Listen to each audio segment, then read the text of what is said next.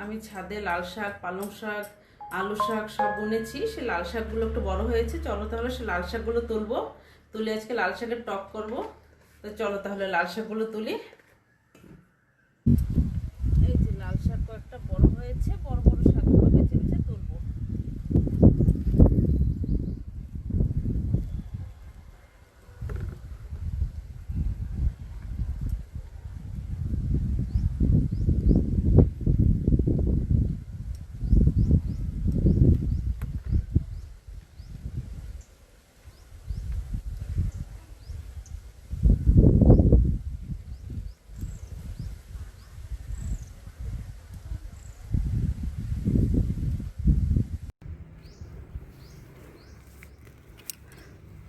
বাবা হলো চাষি, আমার চাষি বাড়ির মেয়ে তো, সেই রক্ত গায়ে।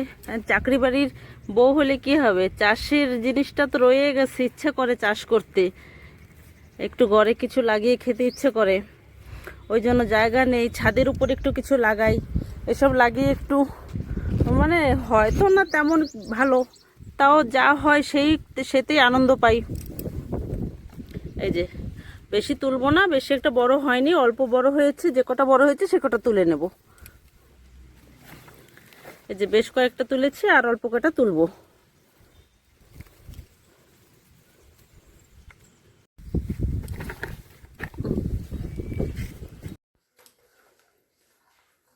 এই যে এই কটা তুলে নিয়ে এসেছি শাক, যা হলে বি ক্ষেতের শাক, নিজে হাতে লাগানো শাক।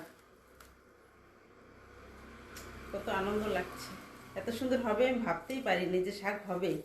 আমি ভাবছিলাম যে হবে কি না, তাও বীজ বুনে রাখি, তাও হয়েছে। দেখো কেনা শাকের থেকে একটু খারাপ হয়নি, তো অনেক ভালো হয়েছে। বিনা সারে খালি জল দিয়েই বানিয়েছি। এই কটা শাকে হয়ে যাবে টক, তেঁতুল দিয়ে বানাবো টক। ঠিক আছে, এখন কেটে পরিষ্কার করে নিতে, কোনো পোকা মাকড় কিছুই নেই। এখন কেটে পরিষ্কার করে ধুয়ে টক রান্না করব।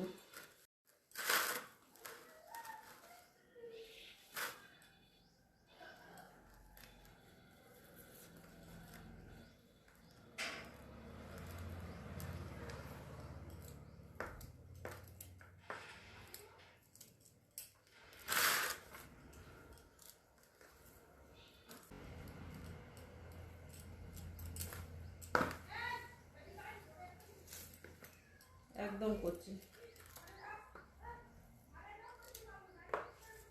হুম হুম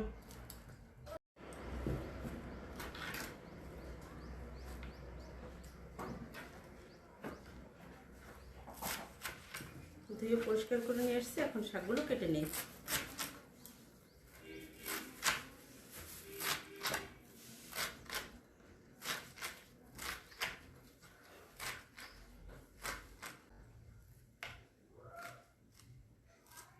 শাক কাটা হয়ে গেছে, এখন রান্নাটা বসাবো। চলো তাহলে রান্না বসাই। কড়াই বসিয়ে দিয়ে এসেছি, কড়াইটা গরম হচ্ছে। ফোড়নে শুকনো লঙ্কা আর সরষে দিয়ে দিলাম, শাক,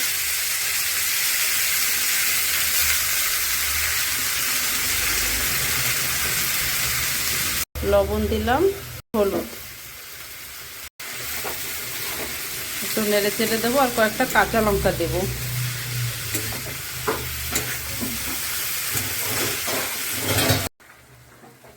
কাঁচা লঙ্কা কয়েকটা দিয়ে দিলাম।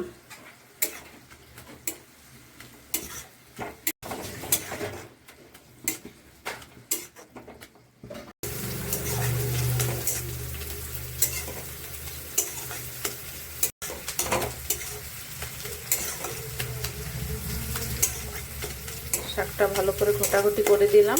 এখন তেঁতুল গলিয়ে রেখেছি, এই যে তেঁতুল গলা জলটা এখন দিয়ে দেব শাকের ভিতর।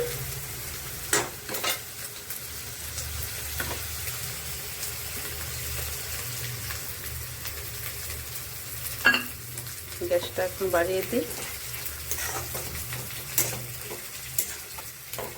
তেঁতুল, এই লাল শাকের টক তেঁতুল দিয়ে খেতে ভীষণ ভালো লাগে এটা। আমাদের ঘরে লাল শাক কিনে আনলেই সবসময় তেঁতুলের টক দিয়ে লাল শাকটা করা হয়, তেঁতুল না থাকলে টমেটো দিয়ে করা হয়। এটা সবাই বাচ্চারা আমরা সবাই ভীষণ ভালো খাই। কত সুন্দর হয়েছে দেখতে, লাল টুকটুকে, ক্যামেরায় সিনা দেখা যাচ্ছে না লাল, এমনিতে লাল ভীষণ লাল টুকটুকে হয়েছে। যাই হয়ে গেছে, এখন নামিয়ে রাখবো। ঠিক আছে, ভিডিওটা ভালো লাগলে একটা লাইক কমেন্ট শেয়ার করে দিও। আজকের মতন এখানে রাখি, সবাই ভালো থেকো, সুস্থ থেকো।